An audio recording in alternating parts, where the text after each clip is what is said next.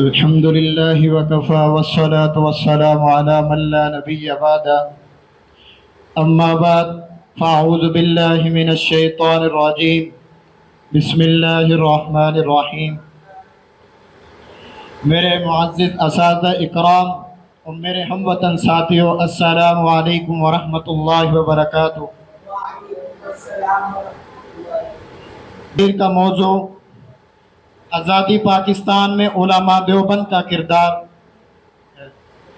معزز سامعین، تاریخ گواہ ہے کہ قوم کی آزادی صرف تلواروں سے نہیں حاصل ہوتی، بلکہ اس قوم کی آزادی کے لیے نظریات، ایمان اور علم اور قربانیاں دینی پڑتی ہیں، پھر جا کے قربانی حاصل ہوتی ہے۔ جب ہم بر صغیر کی تاریخ کا مطالعہ کرتے ہیں تو ہماری نظروں میں ایک عظیم قافلہ نظر آتا ہے۔ اس قافلے نے اتنی محنت کی کہ ظلم کے اندھیروں میں روشن چراغ جلایا۔ وہ قافلہ علماء دیوبند کا تھا۔ 1857 کی جنگ آزادی میں بہت سی قربانی ہوئی۔ ان قربانیوں میں 1857 کی جنگ آزادی میں جو قربانی ہوئی، انگریز نے ہندوستان کے مسلمانوں پر بہت ظلم کیا۔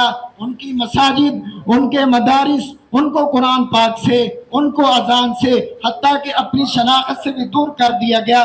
کس لیے؟ اس آزادی کے لیے۔ اس نازک وقت میں علماء دیوبند نے میدان میں قدم رکھا اور پورا کردار ادا کیا۔ 1857 کی جنگ آزادی میں جب یہ آزادی کے جنگ تحریک چلائی گئی، مولانا فضل حق خیر آبادی رحمۃ اللہ علیہ نے اس میں شرکت کی، مولانا قاسم نانوتوی رحمۃ اللہ علیہ، مولانا رشید احمد گنگوئی رحمۃ اللہ علیہ، مولانا احمد اللہ شاہ صاحب رحمۃ اللہ علیہ، ان سب نے مل کر علماء دیوبند کا کردار ادا کیا۔ معزز سامعین، جب 1866 میں انگریز مسلمانوں پر ظلم کر رہا تھا، جب انگریز نے فتح پائی اور فتح کا جشن منا رہا تھا، اسی وقت دارالعلوم دیوبند کی بنیاد رکھی گئی۔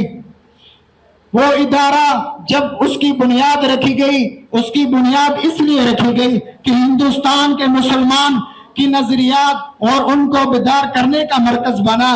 یہ ادارہ نہیں بلکہ اس ادارے نے ایسا کام کیا، ایسے مجاہد تیار کیے جو وہ دین کے عالم نہیں، بلکہ انہوں نے دشمنان اسلام کے خلاف صف اول میں شرکت کی۔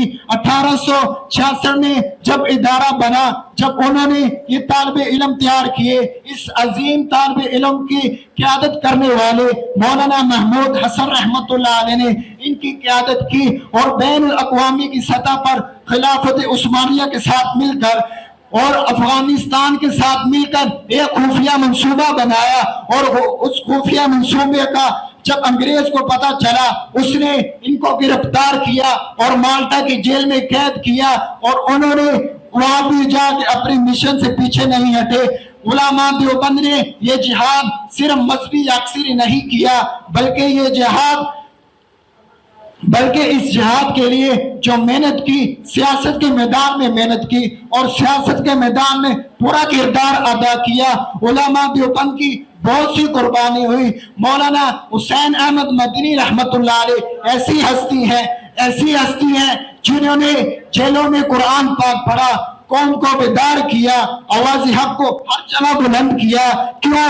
اس لیے کہ ہم آزاد ہو جائیں۔ وہ یہی فرماتے تھے، ہم آزادی اس لیے چاہتے ہیں کہ ہم آزاد ہو کر اللہ اور اللہ کے رسول کے احکام کے مطابق اپنی زندگی گزاریں۔ ہم اس لیے آزادی چاہتے ہیں، مگر آج افسوس پتی کا دن ہے، ہمیں ان علماء کو چھوڑ کر آج ہم آزادی ناچ گانوں سے مناتے ہیں، اور جس کے اندر بے حیائی، بے تحاشا ہوتی ہے۔ ہمیں چاہیے کہ ہمیں ان علماء کو خراج عقیدت پیش کرنا چاہیے۔ انہوں نے بہت سی قربانیاں دی، ان کے سجدوں کی وجہ سے، ان کی اصولیوں کی وجہ سے یہ وطن وجود میں آیا۔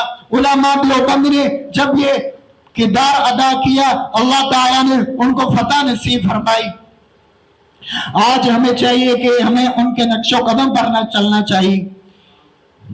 یہ امریکہ کیا خواب ڈرائے گا ہم کو، ہم راہ وفا کے رہرو ہیں، منزل ہی پہ جا کے دم لیں گے، اس دیش کے ذرے ذرے کو اس دیش کے ذرے ذرے کو ہم اپنے خون سے سینچیں گے، اس دھرتی کو ہم گلزار بنا کر دم لیں گے، جن شہداء کے خون سے یہ گل رہا یہ وطن، ہم ان کے خون کے قطرے قطرے سے طوفان بنا کر دم لیں گے۔ وما علینا الا البلاغ۔